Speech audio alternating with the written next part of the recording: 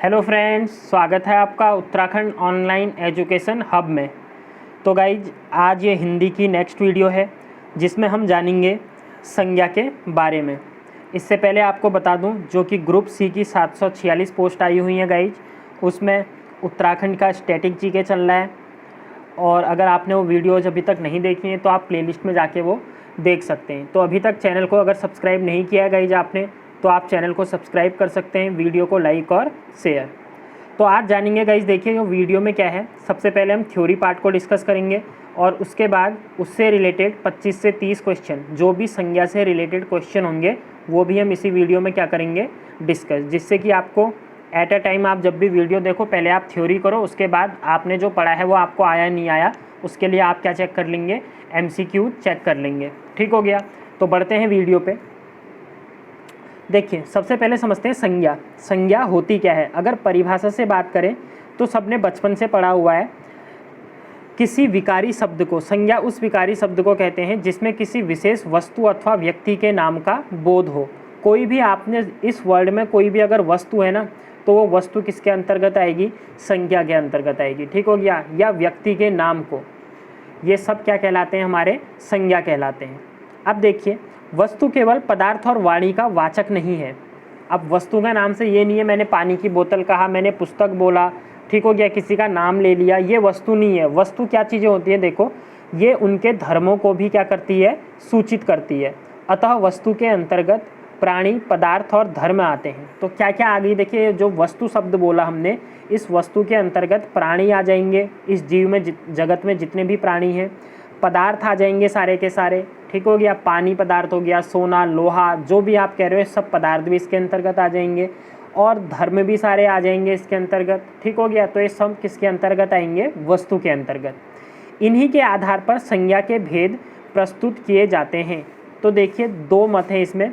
अगर प्राचीन हिंदी की बात करें तो प्राचीन हिंदी व्याकरण में संज्ञा के कितने भेद बताए गए हैं? 5 भेद बताए गए हैं। पहला व्यक्तिवाचक, दूसरा जातिवाचक और तीसरा भाववाचक। चौथा क्या होता था गाइज? इसे हम संख्यावाचक कहते हैं। ठीक हो गया। और पांचवा जो होता था, इसे क्या कहा जाता है? द्रव्यवाचक। ठीक हो गया। संख्यावाचक या समूहवाचक और अगला द्रव्यवाचक। तो ये प्राचीन हिंदी व्याकरण में 5 टाइप के थे। बट जो नवीन आ चुका है अब, इसमें केवल 3 भाग बताए गए हैं संज्ञा के। और वो 3 भाग कौन से हैं? व्यक्तिवाचक, जातिवाचक और भाववाचक। ठीक हो गया। अब इनके बारे में जानते हैं एक एक करके। पहले अगर बात करें व्यक्तिवाचक संज्ञा से आप क्या समझते हैं, तो नाम में ही जैसा है। देखिए, व्यक्तिवाचक मतलब ऐसी संज्ञा जो किसी के व्यक्ति के नाम को प्रदर्शित करे। ठीक हो गया। वो क्या होगी? आपका व्यक्तिवाचक। जैसे श्याम, गंगा, दिल्ली, जापान, रामचरितमानस, सिपाही, विद्रोह। अब देखिए, सिपाही ठीक हो गया। होली, दीपावली आदि, ये सारे के सारे क्या हैं? आपके व्यक्तिवाचक। अब देखिए, एग्जाम में केवल इतने से हमारा काम बनेगा नहीं, तो मैं सारी आपको कैटेगरीज बता देता हूँ कि कौन सी कैटेगरीज अगर आपके एग्जाम में आती है तो वो व्यक्तिवाचक संज्ञा का क्या होगा? उदाहरण होगा। तो पहली बात करें तो पहला आ जाएगा आपका व्यक्तियों के नाम। अगर किसी भी व्यक्ति का नाम दिया गया है तो वो कौन सी संज्ञा होगी गाइज? व्यक्तिवाचक संज्ञा होगी। ठीक है। श्याम, हरि, सुरेश, रमा, सुरीता, सरिता, सुहानी, ठीक है, मोहन, ये कोई भी अगर किसी भी व्यक्ति का नाम आ चुका है तो वह क्या हो जाएगी? व्यक्तिवाचक संज्ञा। ये तो सबको पता है। दूसरे बात करूं तो दिशाओं के नाम। ठीक हो गया। जो डायरेक्शंस होती हैं, अगर वो डायरेक्शन, कितनी डायरेक्शन है मेनली अगर बात करें तो 4 दिशाएं होती हैं, पूरब, पश्चिम, उत्तर और दक्षिण। तो ये 4 की 4 दिशाओं के नाम अगर हैं तो वो भी व्यक्तिवाचक संज्ञा को शो करेंगी। तीसरा आएगा आपका देशों के नाम। ठीक हो गया। अब देशों के नाम का मतलब क्या है? कोई भी कंट्री है वर्ल्ड में, जितनी कंट्री हैं वो सारे के सारे एग्जाम्पल हैं आपके व्यक्तिवाचक संज्ञा के, क्योंकि वो पर्टिकुलर किसी देश को शो कर रही है ना, किसी एक कैटेगरी को शो कर रही है। अगला, राष्ट्रीय जातियों के नाम। जितनी भी नेशनल क्या हैं? जातियां हैं। जैसे भारतीय, आप बोलते हो ना, वह भारतीय नागरिक है, वह जापानी नागरिक है, वह अमेरिकन है, वह पाकिस्तानी है। तो जितने भी क्या हो गए गाइज आपके, ये राष्ट्रीय जातियां होंगी, ये सारी की सारी व्यक्तिवाचक संज्ञा होंगी। अगला समुद्रों के नाम, नदियों के नाम, ठीक है, ये सारे के सारे आपके क्या हो जाएंगे, व्यक्तिवाचक। पर्वतों के नाम, जैसे हिमालय पर्वत बोला आपने, विंध्याचल बोला, अलकनंदा बोला, काराकोरम पर बोला, ये सारे के सारे क्या हो जाएंगे आपके व्यक्तिवाचक संज्ञा के उदाहरण। अगली बात करें गाइज, अगर वीडियो आपको पसंद आ रही है तो प्लीज़ चैनल को सब्सक्राइब कर दीजिए, वीडियो को लाइक और शेयर। अगला है देखिए आपका नगरों, चौकों और सड़कों के नाम। ऐसे समझो ना, व्यक्तिवाचक का मतलब है जो पर्टिकुलर एक एक्सटेंट को दिखाएगा, पर्टिकुलर चीज़ों के बारे में बताएगा। जैसे मैंने बोला नगर, वाराणसी, वाराणसी एक पर्टिकुलर नगर है ना। अगर आप बोलोगे मुझे वाराणसी जाना है तो जहाँ एक ही जगह तो जाओगे, वाराणसी। गया हो गया, चांदनी चौक हो गया, दिल्ली में चांदनी चौक, ठीक हो गया, पर्टिकुलर एक चीज़ को दिखा रहा है। तो ये सब के सब व्यक्तिवाचक संज्ञा होंगे। अगला पुस्तकों तथा समाचार पत्रों के नाम। अगर कोई भी पुस्तक लिखी हुई, जैसे रामचरितमानस हो गई, ऋग्वेद हो गया, समाचार पत्रों में आप बोल सकते हो दैनिक जागरण, दैनिक भास्कर अगर लिखा हुआ है तो ये सारे के सारे आपके क्या होंगे, व्यक्तिवाचक संज्ञा हो जाएंगी। अगला है ऐतिहासिक युद्धों और घटनाओं के नाम। कोई अगर इतिहास में ऐतिहासिक युद्ध हुए हैं या ऐतिहासिक घटना हुई है तो वो भी आपका क्या हो जाएगी, व्यक्तिवाचक संज्ञा का उदाहरण होगी। जैसे गांधी इरविन समझौता, पूना एक्ट कह लो, ठीक हो गया, और सिपाही विद्रोह। उसके बाद आप उत्तराखंड की बात कर लोगे तो तिलाड़ी कांड, ठीक हो गया, और शल्ट का विद्रोह जो हुआ, ये जो विद्रोह हुए, युद्ध हुए, खुड़बुड़ा का युद्ध, ये सारे के सारे आपके क्या हो जाएंगे, व्यक्तिवाचक संज्ञा के उदाहरण। अगला कैटेगरी आ जाती है इसमें, दिनों और महीनों के नाम को भी क्या किस संज्ञा में रखा गया है, व्यक्तिवाचक संज्ञा में रखा गया है। जनवरी, फरवरी, अक्टूबर, ये सब क्या हो जाएंगे आपके व्यक्तिवाचक हो जाएंगे, ठीक है। अगला त्योहारों और उत्सवों के नाम। आपने बोला दिवाली कैसी संज्ञा है, तो आप बोलोगे व्यक्तिवाचक, ठीक है। होली, ईद, रक्षाबंधन, विजयादशमी, ये सारे के सारे क्या हो जाएंगे गाइज, आपके व्यक्तिवाचक संज्ञा हो जाएंगी। तो आई होप कि व्यक्तिवाचक संज्ञा आपको आप कंप्लीट हो चुकी होगी, ठीक है। ये सारी कैटेगरी में अगर आपको कोई भी उदाहरण दे, 4 ऑप्शन दे कि इनमें से कौन सा व्यक्तिवाचक संज्ञा है, तो आप इजीली आप क्या कर लोगे, कैटेगराइज कर सकते हो। अब बढ़ते हैं हम अपने दूसरे में, और दूसरी हमारी संज्ञा क्या होती है, जातिवाचक संज्ञा। तो देखिए, जातिवाचक नाम पे ही आ रहा ना, वो किसी पर्टिकुलर जाति को दिखाएगा। जैसे मैंने बोला राम, मैंने क्या बोला, राम। अब राम क्या है, किस कैटेगरी में आता है, राम लड़का है ना। अगर मैं पर्टिकुलर लड़के का नाम ले रहा हूँ तो एक व्यक्तिवाचक, पर अगर उसकी कैटेगरी का नाम ले रहा हूँ, वो लड़का है, जैसे सीता बोला तो व्यक्तिवाचक, अगर लड़की बोला तो वो क्या हो जाएगा, जातिवाचक, ठीक हो गया, बहुत ईजी है।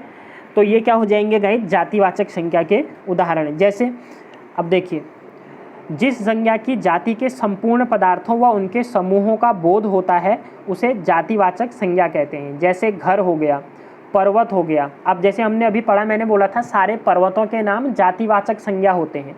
मैंने बोला हिमालय, तो आप क्या बोलोगे, सर ये क्या है, जातिवाचक, सॉरी ये क्या है, व्यक्तिवाचक। बट मैंने केवल पर्वत बोला कि पर्वत क्या है, तो पर्वत तो कौन सा पर्वत है ये नहीं बताया ना मैंने। वो आपका हिमालय पर्वत भी हो सकता है, वो आपका कौन क्या हो सकता है, नंदा देवी, ठीक है, K2 पर्वत, कुछ भी हो सकता है ना। तो ये जाति को दिखा रहा है, तो इसलिए ये क्या हो जाएगा, पर्वत अगर खाली लिखा है तो जातिवाचक संज्ञा हो जाएगी। मनुष्य, नदी, अब गंगा नदी बोलूँगा तो वो क्या हो जाएगा, व्यक्तिवाचक, पर अगर खाली नदी बोल रहा हूँ तो वो जातिवाचक। इस तरीके से समझ सकते हैं। अगला यहाँ पर सभा लिखा हुआ है, तो देखिए सभा एक जाति को ही दिखाएगा ना, ठीक है, तो ये भी जातिवाचक संज्ञा हो जाएगा। अब नेक्स्ट देखते हैं, जातिवाचक संज्ञाएं निम्नलिखित स्थितियों में होती हैं। जैसे इसकी कैटेगरी क्या है ये देख लीजिए, संबंधियों, व्यवसायों, पदों और कार्यों के नाम। इम्पोर्टेंट है, याद रखिएगा, अगर आपके संबंधियों की बात हो रही है तो जातिवाचक संज्ञा होंगे, आपके व्यवसाय की बात हो रही है तो वो जातिवाचक संज्ञा होगा, पदों की बात होगी तब भी वो जातिवाचक संज्ञा होगा। जैसे बहन भाई, ये क्या है, बहन और भाई क्या है, जातिवाचक संज्ञा है। मंत्री की बात होगी तो जातिवाचक पद है ना, मंत्री एक। जुलाहा, जुलाहा मतलब जो सिलने का काम करता है, ठीक हो गया। हलवाई, प्रोफेसर, अध्यापक, माली और चोर, ठीक है, प्रोफेशन को दिखाए, वो संबंधियों की बात करे या कार्यों की बात करे तो जातिवाचक संज्ञा होगा, ये गांठ बांध लो। अगली बात करें तो पशु और पक्षियों के नाम इम्पोर्टेंट है। अगर पशु पक्षियों की बात चल रही है, घोड़ा, गाय, कौवा, तोता, मैना, ये सारे के सारे जातिवाचक संज्ञा में आएंगे। थर्ड कैटेगरी आती है वस्तुओं के नाम की। जैसे मैंने बोला मकान, कुर्सी, घड़ी, पुस्तक। अब पुस्तक में देखो, मैंने बोला रामचरितमानस बोला, तो रामचरितमानस तो क्या है, व्यक्तिवाचक, बट केवल पुस्तक बोल दिया तो वो क्या हो जाएगी, जातिवाचक हो जाएगी। ठीक हो गया। अगला आता है प्राकृतिक तत्वों के नाम। अब प्राकृतिक तत्वों में क्या क्या आते हैं गाइस, जैसे आपका तूफान आ रहा है, तो तूफान क्या है, एक जातिवाचक संज्ञा है। बिजली जातिवाचक है। वर्षा और भूकंप, ज्वालामुखी, ये सारे के सारे एग्जाम्पल क्या हैं आपके, जातिवाचक। ठीक है गाइस, जितना भी इसमें कंटेंट रखा गया है वो आपके एसआई लेवल का रखा गया है। ठीक है, तो जो एसआई की तैयारी कर रहे हैं उनके लिए काफ़ी हेल्पफुल होगा। तो आप समझ सकते हैं, जब 746 जो ग्रुप सी की पोस्ट हैं, अगर आप ये पढ़ रहे हैं तो उसमें से आप 20 में से आउट ऑफ 18 तो ईजीली कर लेंगे, अगर हिंदी की ये की सारी कंप्लीट सीरीज़ देखते हैं। क्योंकि आपको पता होगा जो कंटेंट होता है हमारा, वो कोई भी चीज़ इसमें छोड़ी नहीं जाती है। ठीक है, तो आपको बस इवन आपको जो ये मैं एग्जांपल दे रहा हूँ ना, इसी से आपको एग्जाम में अपने क्या मिल जाएगा, क्वेश्चन मिल जाएगा। तो आप सिंपली वीडियो को समझिए और उसके बाद क्वेश्चन MCQs करिए, वो आपके लिए काफ़ी हेल्पफुल होगा। अब बढ़ते हैं, देखिए थर्ड हमारी संज्ञा आ जाती है भाववाचक संज्ञा। अब भाववाचक संज्ञा, नाम में ही उसका क्या लिखा है, भाव। जैसे मैंने बोला ना, व्यक्तियों का नाम के बारे में बोला, जातियों के बारे में बोला, अगर ये उनकी विशेषता या उनके गुणों के बारे में बताए, कोई भी चीज़, ऐसी वस्तु जो व्यक्तिवाचक संज्ञा या फिर दूसरा क्या होता, जातिवाचक संज्ञा की विशेषता के गुणों के बारे में बताए, उनकी विशेषताओं के बारे में बताए, तो वो भाववाचक संज्ञा की में चला जाएगा। अब देखो कैसे समझो, मैंने क्या बोला, देखो व्यक्ति या वस्तु के गुण के बारे में, धर्म के बारे में, दशा अथवा व्यापार का बोध होता है, उसे भाववाचक संज्ञा कहा जाता है। जैसे पहला एग्जाम्पल लिखा हुआ है लंबाई। मैंने बोला राम की लंबाई, ठीक है, राम की लंबाई 5 फुट 4 इंच है। अब देखो राम तो मेरा हो गया व्यक्तिवाचक संज्ञा, ठीक हो गया। लंबाई, ये राम की लंबाई, राम का गुण या राम की विशेषता बता रहा है ना कि उसकी लंबाई इतनी है, तो ये क्या हो गया, देखो राम व्यक्ति था, व्यक्ति की विशेषता या गुण को बताया किसके द्वारा, लंबाई के द्वारा बताया गया, तो इसलिए ये जो लंबाई है ये क्या हो जाएगी, भाववाचक संज्ञा हो जाएगी। ठीक हो गया। अगला लिखा हुआ है जवानी, ठीक है, एक क्या है गाइज, उसका अवस्था है ना, दशा ही तो है। अगर एक मनुष्य है, मनुष्य पहले बचपन में आएगा, फिर क्या आ जाएगा, जवानी आएगी, फिर बुढ़ापा आएगा, तो एक दशा ही तो है, उसकी अवस्था को ही तो बता रहा है, तो ये भी आपका भाववाचक हो जाएगा। अगला लिखा हुआ है चतुराई। मैंने बोला राम ने यह काम बहुत चतुराई से किया, राम ने यह काम बहुत चतुराई से किया। अब राम की विशेषता बताई जा रही है, सॉरी गाइज, तो देखिए सॉरी फॉर डिस्टर्बेंस, यहाँ पर क्या हुआ, राम की विशेषता बताई गई है। अब राम की विशेषता क्या है, चतुराई, मिठास, ठीक है, उसकी बोली में बहुत मिठास है, इस टाइप से बोलते हो। नम्रता हो गया, नारीत्व हो गया, नारी की क्या हो गया विशेषता, नारीत्व या गुण कह सकते हो। सुंदरता, वह उसकी सुंदरता बहुत मनमोहक है, तो किसकी, राम की सुंदरता, राम की विशेषता बता रहा ना। समझ इत्यादि, पदार्थ का गुण या धर्म, पदार्थ से अलग नहीं रह सकता। ठीक हो गया। तो ये क्या हो जाएंगे गाइज, भाववाचक संज्ञा का बोध कराएंगे। अब देखिए भाववाचक संज्ञाओं का निर्माण कैसे होता है ये समझ लेते हैं। अगर बात करें, मैंने क्या बोला, जातिवाचक संज्ञा की विशेषता बताएगा बोला ना, तो यहाँ पर हमने क्या लिखा हुए हैं, जातिवाचक संज्ञा लिखी हुई है, आप देख सकते हो शब्द में, और उसका भाववाचक संज्ञा क्या होती है ये दिखाया गया है। तो शब्द क्या है, बच्चा, बच्चे का अगर भाववाचक संज्ञा बोलोगे तो बचपन होता है। अब यहाँ से एक चीज़ और समझ आएगी आपको, प्रत्यय बता देता हूँ मैं थोड़ा सा। ऐसे शब्द जो किसी मूल शब्द के अंत में जोड़े जाते हैं तो वो क्या कहलाते हैं, प्रत्यय कहलाते हैं। उपसर्ग होता है दूसरी चीज़, वो मूल शब्द के प्रारंभ में जोड़े जाते हैं। तो यहाँ से आपके दो चीज़ें क्लियर हो जाएंगी, प्रत्यय भी हम साथ साथ में देखते रहेंगे।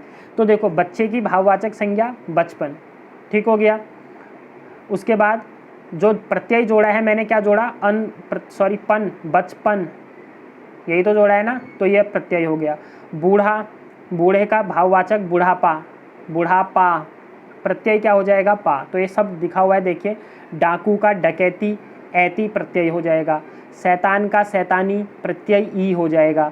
दास का दासता या दासत्व होता है, ता और त्व प्रत्यय से बनाया गया है। मानव का मानवता प्रत्यय क्या है, ता। दानव का दानवता, नारी का नारीत्व, बंधुत्व, लड़का लड़कपन, याद रखिएगा लड़का लड़कपन इंपॉर्टेंट है, पूछता है।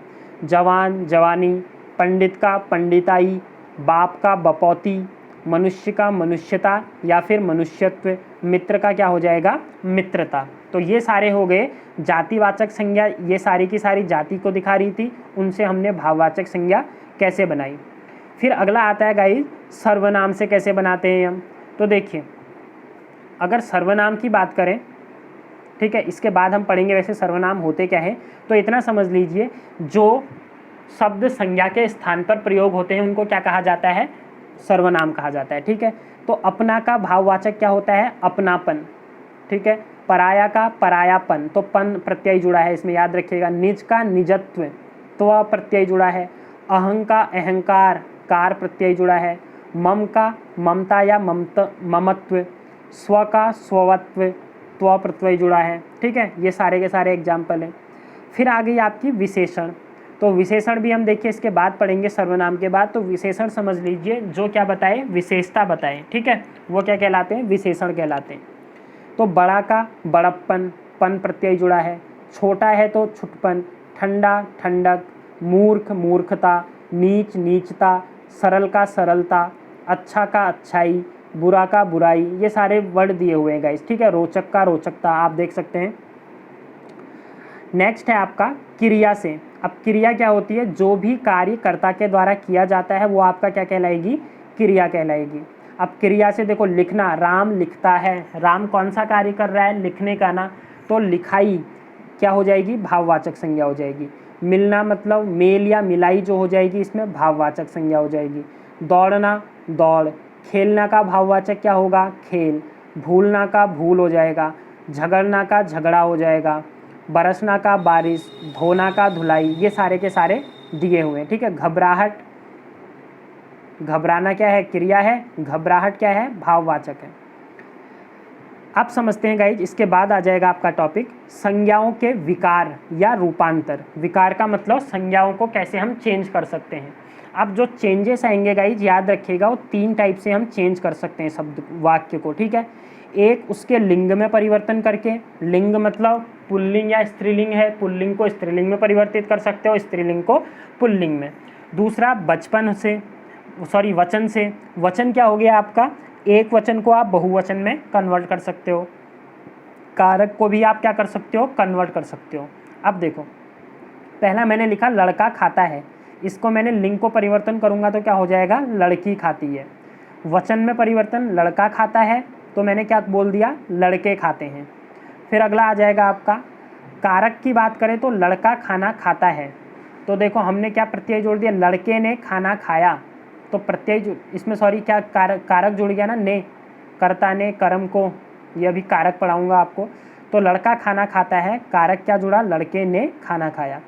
लड़की खाना खाती है, लड़कियों ने खाना खाया, इस तरीके से।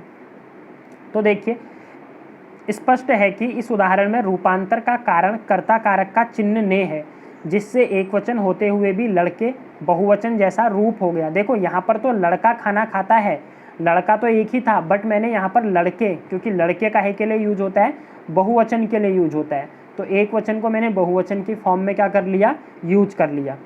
इसी तरह लड़के को बुलाओ, लड़के को खिलाओ, भगाओ आदि में लड़का एक वचन होते हुए भी किसकी तरह प्रयुक्त हो रहा है, बहुवचन की तरह प्रयुक्त हो रहा है। तो आप अपने वाक्य को 3 टाइप से चेंज कर सकते हो, लिंग में उसके परिवर्तन करके, वचन में परिवर्तन करके और कारक में परिवर्तन करके।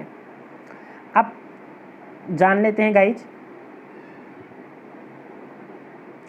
ठीक हो गया, लिंग में परिवर्तन या लिंग क्या होता है। देखो, तो शब्द के जिस रूप में यह पता चलता है कि वस्तु पुरुष जाति की है या स्त्री जाति की, उसे लिंग कहते हैं। हिंदी में 2 लिंग होते हैं, एक पुल्लिंग और दूसरा स्त्रीलिंग, जबकि संस्कृत में एक लिंग और होता है, और जिसे क्या कहा जाता है, नपुंसक लिंग। ठीक हो गया। अब देखिए, चेंज कैसे करते हैं, सबसे महत्वपूर्ण बात है ये समझिए। या फिर आपसे क्वेश्चन डायरेक्ट पूछता है ग्रुप सी में, तो इनमें से कौन सा स्त्रीलिंग है और कौन सा इनमें पुल्लिंग है, तो वो आज सारे डाउट आपके क्लियर हो जाएंगे। पहले बात करूं, अकारांत शब्द प्रायः पुल्लिंग होते हैं। तो क्वेश्चन बनेगा सर अकारांत शब्द क्या होते हैं, तो याद रखिएगा जिन शब्दों के अंत में अ ध्वनि आए वो आपके क्या होंगे, अकारांत शब्द होंगे। और ऐसे प्रायः सभी जितने शब्द होते हैं वो क्या होते हैं, पुल्लिंग की कैटेगरी में आएंगे। आप भी देख सकते हो राम, क्रोध, श्याम, मोहन, रोहन, ठीक हो गया, ये सारे के सारे आपके क्या होंगे, पुल्लिंग शब्द होंगे। फिर से बता रहा हूँ, ऐसे शब्द जिनमें लास्ट में अ ध्वनि आए वो प्रायः क्या होंगे, पुल्लिंग शब्द होंगे। आप ऑप्शन ऐसे ही एलिमिनेट कर जाओगे आप जब आप क्वेश्चन देखोगे, ठीक है।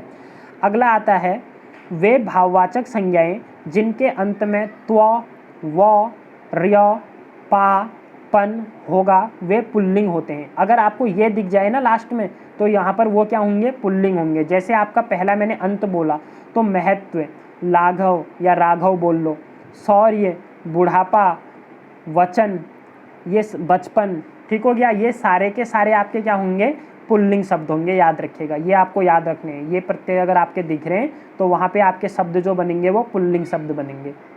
अगला आ जाएगा आपका इकारांत शब्द।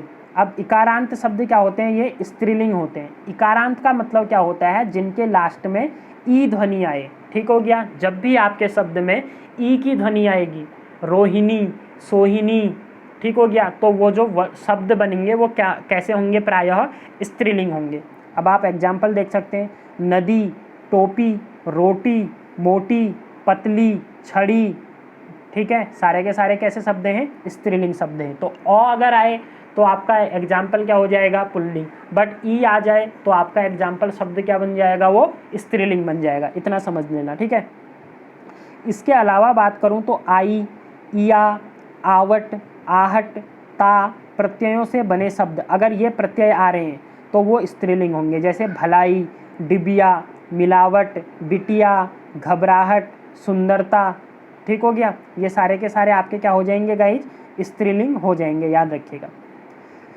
अगले की बात करूं तो अगला टॉपिक आ जाएगा आपका, पुल्लिंग संज्ञा के साथ पुल्लिंग विशेषण स्त्रीलिंग संख्या के साथ स्त्रीलिंग विशेषण प्रयुक्त होता है। जैसे मैंने बोला अच्छा लड़का, तो ऐसा नहीं है कि अच्छा लड़की बोल दोगे, क्योंकि अच्छा क्या है, पुल्लिंग शब्द है ना, तो अच्छे के साथ विशेषण भी कौन सा लगाओगे, पुल्लिंग वाला लगाओगे, ये याद रखना।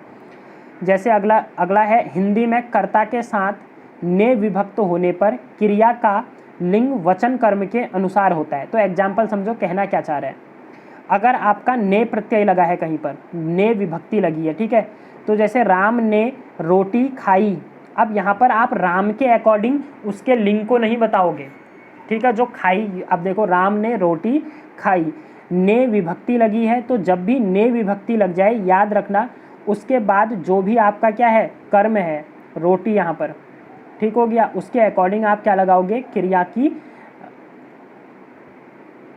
क्या लगाओगे गाइज, कर्म के अनुसार क्या लगाओगे, उसकी विभक्ति या लिंग लगाओगे, ठीक है। जैसे राम ने रोटी खाई, रोटी कैसा शब्द है, रोटी आपका स्त्रीलिंग शब्द है, तो आपने यहाँ पर खाई वाली क्रिया लगा दी, ठीक है। जैसे राम ने दूध पिया, अब यहाँ पर राम को नहीं देख रहे हो, हमने किसे देखा, दूध को देखा, दूध क्या होता है, पुल्लिंग होता है, तो राम ने दूध पिया शब्द, ये दूध पिया ये भी क्या हो जाएगा, पुल्लिंग, ठीक है, याद रखिएगा, इंपॉर्टेंट है, यहाँ से बनेगा क्वेश्चन आपका।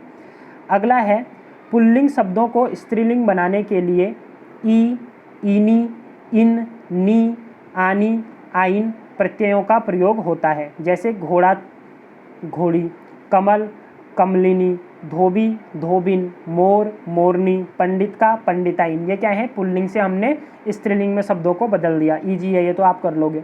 नेक्स्ट आ जाएगा आपका, युग्म शब्दों का लिंग निर्धारण अंतिम शब्द के आधार पर किया जाता है।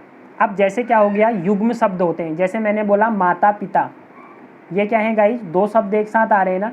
अब अगर आपसे पूछे इनका लिंग निर्धारण करो, तो याद रखिएगा जो आपका अंतिम वर्ड है, पिता कैसा शब्द है, उसके अकॉर्डिंग आप क्या बताओगे, उस शब्द का लिंग बताओगे। जैसे मैंने आपको क्या बोला, धोती कुर्ता कैसा शब्द हो जाएगा, पुल्लिंग। नर नारी कैसा शब्द हो जाएगा, स्त्रीलिंग, ठीक है। तो लास्ट वाला जो वर्ड होगा वो आपका क्या करेगा, लिंग को निर्धारण करेगा, याद रखिएगा, ठीक है।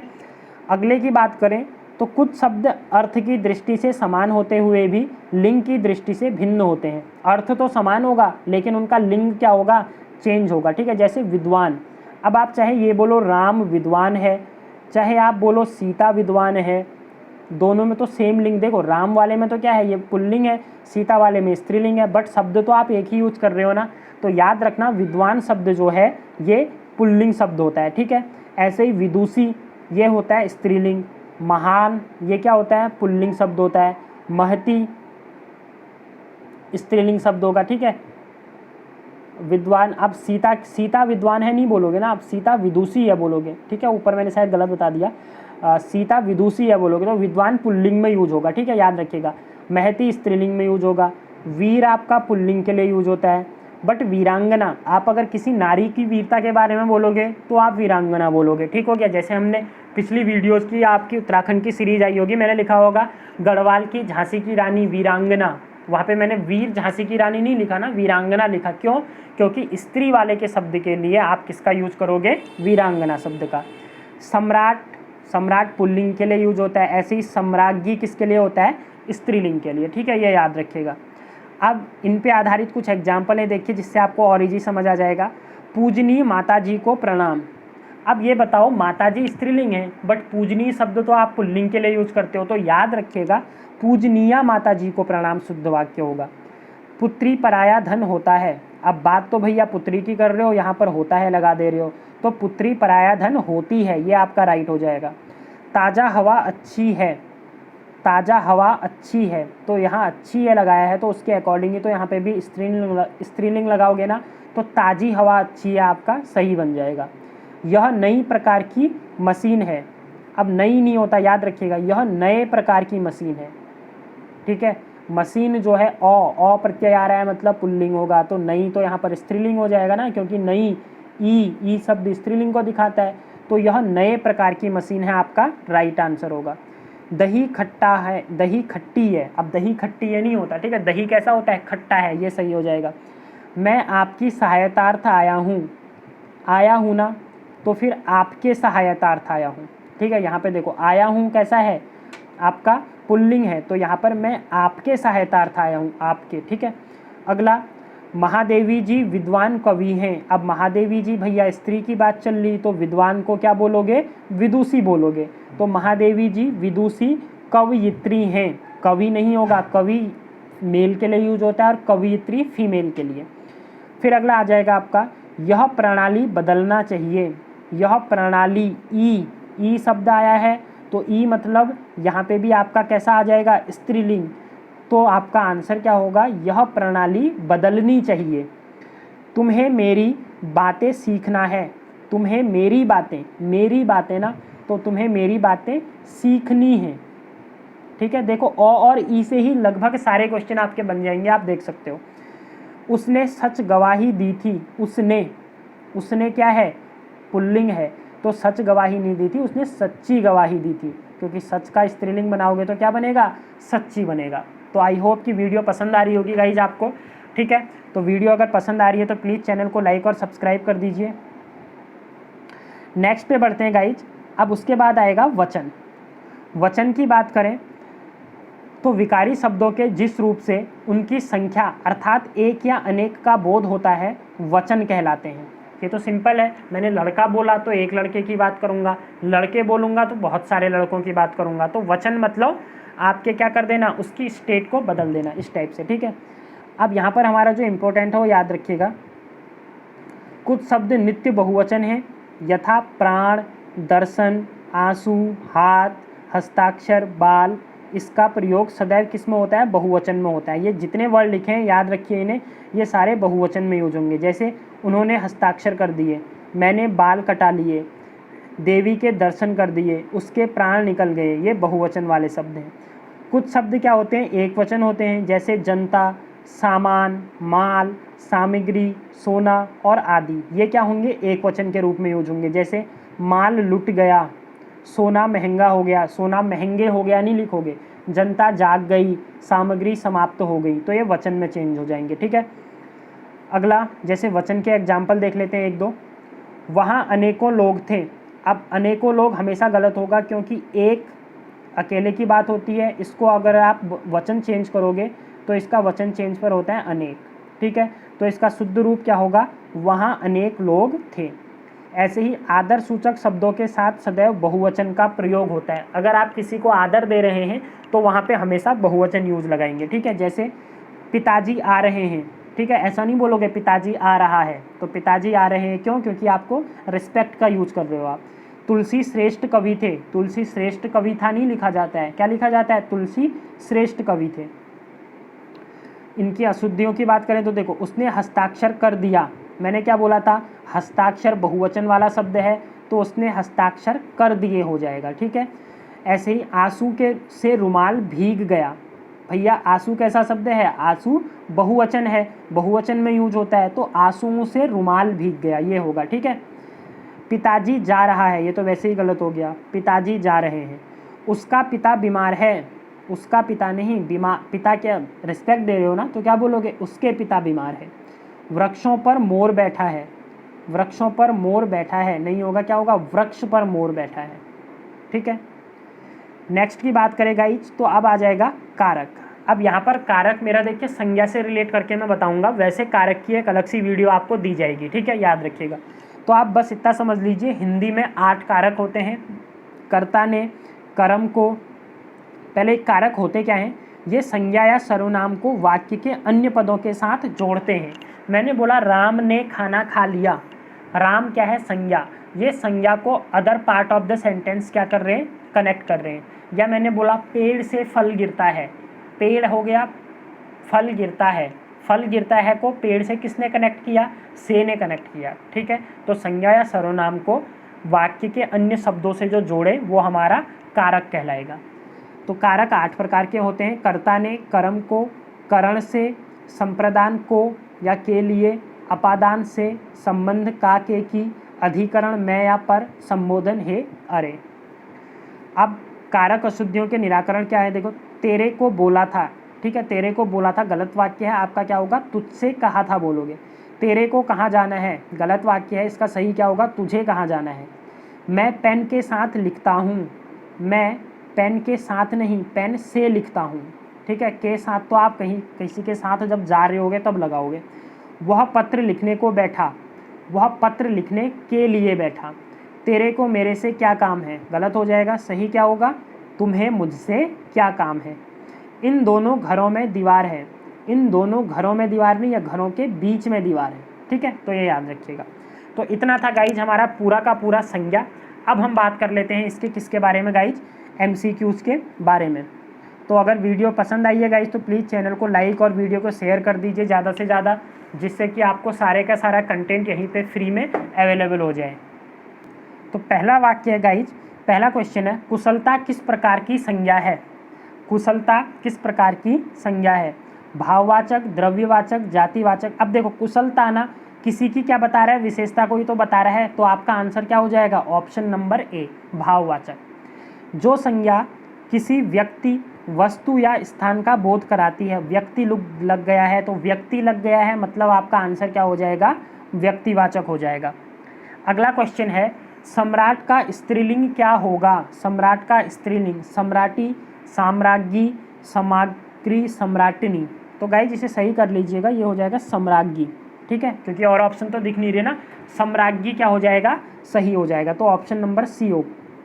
नेक्स्ट है आपका, कवि का स्त्रीलिंग बताइए, कवि का स्त्रीलिंग अभी अभी हमने पढ़ा था क्या होता है, कवयित्री होता है, तो चौथे का आपका आंसर क्या हो जाएगा, ऑप्शन नंबर डी।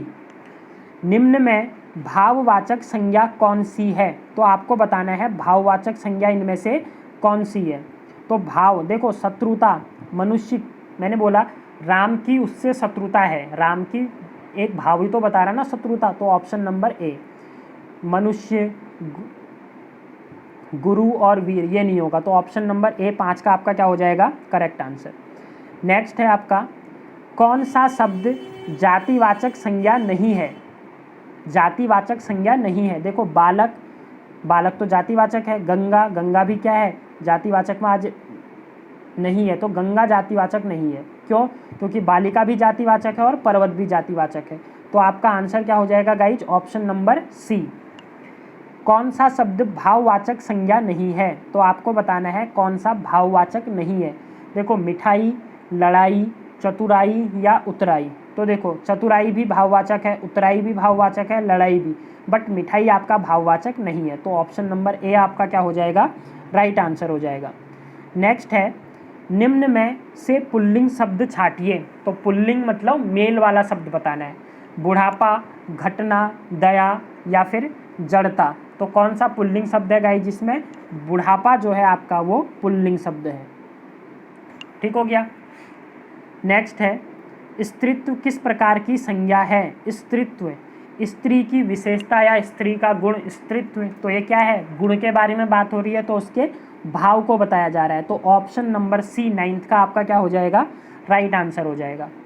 नेक्स्ट है इन शब्दों में कौन सा शब्द संज्ञा है। तो क्रुद्ध, क्रोध, क्रोधी या क्रोधित। तो 10वें का आपका आंसर हो जाएगा क्रोध। मैंने क्या बोला, राम क्या है, इनमें संज्ञा शब्द है, शब्द संज्ञा है। अच्छा संज्ञा की बात चल रही है, तो क्रोध क्या है, किसी के गुण की विशेषता है ना, मतलब राम बहुत क्रोधी है, मैंने ये बोला, तो ये क्या चला जाएगा, उसकी संज्ञा में नहीं जाएगा। तो क्रोध आपका राइट आंसर होगा, याद रखिए। ठीक, क्रोधी में ये आपका कहाँ चला जाएगा, विशेषण में चला जाएगा। ठीक है, बट क्रोध आपका संज्ञा को बताएगा। अगला है इनमें से पुल्लिंग शब्द छांटिए। तो पुल्लिंग शब्द की बात हो रही है, कपट, मूर्खता, निंदा या सुंदरता। तो देखो सुंदरता, निंदा, मूर्खता तीनों स्त्रीलिंग होंगे, बट जो आपका कपट है तो आंसर ऑप्शन नंबर ए हो जाएगा, ये पुल्लिंग शब्द है। अगला है हिंदी में कितने कारक माने गए हैं। तो आपको अभी अभी मैंने बताया हिंदी में कितने कारक हैं, 8 कारक माने गए हैं। अगला है अपादान कारक में प्रयुक्त से किसका बोध होता है। तो जो अपादान कारक में प्रयुक्त से है उससे क्या होता है, मैंने बताया था आपको, कर्ता ने कर्म को करण से या फिर के द्वारा। तो किसके बारे में अपादान की बात चल रही है, अपादान के साथ से यूज होता है। तो अपादान से किस में है, फ्रॉम का मतलब होता है से। तो ऑप्शन नंबर बी आपका राइट हो जाएगा। विद किसके साथ होता है, के साथ। तो विद याद रखिएगा करण के साथ होता है। ठीक है, करण। अगला है मैंने आज पटना जाना है। वाक्य में अशुद्धि किस शब्द में से सही होगी। मैंने तो डायरेक्ट जुड़ेगा ही ना, मैंने आज पटना जाना है नहीं होगा, मुझे आज पटना जाना है। तो मैंने के स्थान पर क्या लगाओगे, मुझे। तो ऑप्शन नंबर ए आपका क्या हो जाएगा, राइट आंसर हो जाएगा। अगला है के लिए किस कारक का चिन्ह है। तो के अपादान का, कर्म का, संप्रदान का या फिर करण का। तो आपका आंसर क्या हो जाएगा गाइस, संप्रदान। संप्रदान के लिए बोलते हो ना, तो ऑप्शन नंबर सी इसका राइट आंसर हो जाएगा। नेक्स्ट है व्याकरण की दृष्टि से प्रेम इनमें से क्या है। प्रेम की बात चल रही है भैया, प्रेम तो भाव बताएगा, भाव ही तो बताएगा। तो भाव बताएगा तो क्या हो जाएगा, भाववाचक संज्ञा हो जाएगा। 16वें का ऑप्शन नंबर बी आपका क्या हो जाएगा, राइट आंसर हो जाएगा। नेक्स्ट है विद्वान का स्त्रीलिंग बताइए। तो अभी हमने थ्योरी में ही किया था, महादेवी जी क्या थी, विदुषी कवियत्री थी। तो ऑप्शन नंबर बी आपका क्या हो जाएगा, राइट आंसर हो जाएगा। नेक्स्ट है निम्न में कौन सा शब्द स्त्रीलिंग है। उत्साह, मृत्यु, चक्रव्यूह या संकल्प। तो गाइस जो मृत्यु शब्द है हमारा, ये क्या है, स्त्रीलिंग शब्द है। ठीक है। नेक्स्ट है मानव किस प्रकार की संज्ञा है। तो मानव, मानव क्या दिखा रहा है, एक पूरी की पूरी जाति को दिखा रहा है ना, तो कौन सा हो जाएगा, जातिवाचक संज्ञा। 19वें का बी आपका राइट आंसर हो जाएगा। नेक्स्ट है बुढ़ापा अभिशाप है। मैं बुढ़ापा व्याकरण की दृष्टि से क्या है। फिर से बुढ़ापा क्या दिखा रहा है, एक अवस्था को ही तो दिखा रहा है, एक स्टेज को दिखा रहा है मानव की। तो बुढ़ापा स्टेज को दिखाएगा, तो भाव हो जाएगा। तो भाववाचक संज्ञा आपका राइट आंसर हो जाएगा। इनमें से जातिवाचक संज्ञा छांटिए। श्याम, सेना, दुख या लड़का। तो देखो श्याम तो आपका क्या है गाइज, ये व्यक्तिवाचक है। सेना की बात करोगे तो ये आपका क्या, ये आ जाएगा आपका संख्यावाचक में आ जाएगा। ठीक हो गया। वैसे नॉर्मली देखोगे तो ये भी किस में आना चाहिए, जातिवाचक में, नए व्याकरण के अकॉर्डिंग। पर अगर अप्रोप्रिएट आंसर की बात करूँ तो लड़का आपका राइट आंसर होगा। ठीक है। दुख आपका भाववाचक में आ जाएगा। तो ऑप्शन नंबर ए 21 का आपका क्या हो जाएगा, राइट आंसर हो जाएगा। अगला है लड़का से भाववाचक संज्ञा बनाइए। तो अभी हमने पढ़ा था लड़का का भाववाचक क्या होता है, लड़कपन होता है। तो ऑप्शन नंबर ए आपका राइट आंसर हो जाएगा। अगला है, इनमें से कौन सा शब्द नित्य बहुवचन है। तो नित्य बहुवचन दर्शन, प्राण, हस्ताक्षर, 3 के 3 वर्ड मैंने बताए थे। दर्शन, ठीक है, मंदिर के दर्शन हुए या देवी के दर्शन हुए, बहुवचन में यूज होता है। प्राण बहुवचन में यूज होता है। हस्ताक्षर बहुवचन में यूज होता है। तो ऑप्शन नंबर डी आपका क्या हो जाएगा, राइट आंसर हो जाएगा। नेक्स्ट है, किस वाक्य में अपादान कारक है। राम ने रावण को बाण से मारा, गंगा हिमालय से निकलती है, चाकू से सेब काटो, मैं पेन से लिखता हूँ। तो देखो याद रखिएगा, जब भी आपका अपादान हो जाए ना, अपादान मतलब होता है किसी से अलग होना, किसी से क्या होना, अलग होना। अब इन सब कुछ बता दिया, अब आप खुद समझदार हैं। तो अलग होने का मतलब अलग कौन से में हो रहा, गंगा हिमालय से निकलती है, गंगा हिमालय से क्या है, निकलती है। तो गंगा क्या हो रही है, हिमालय से अलग होगी ना गाइस। तो 24वें का आपका आंसर क्या हो जाएगा, बी हो जाएगा। अगर बात करें राम ने रावण को मारा, कर्ता ने, तो यहाँ पर कौन सा कारक होता, कर्ता वाला।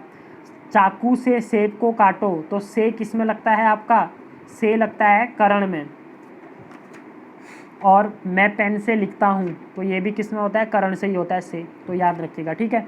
तो ऑप्शन नंबर बी आपका क्या हो जाएगा, राइट।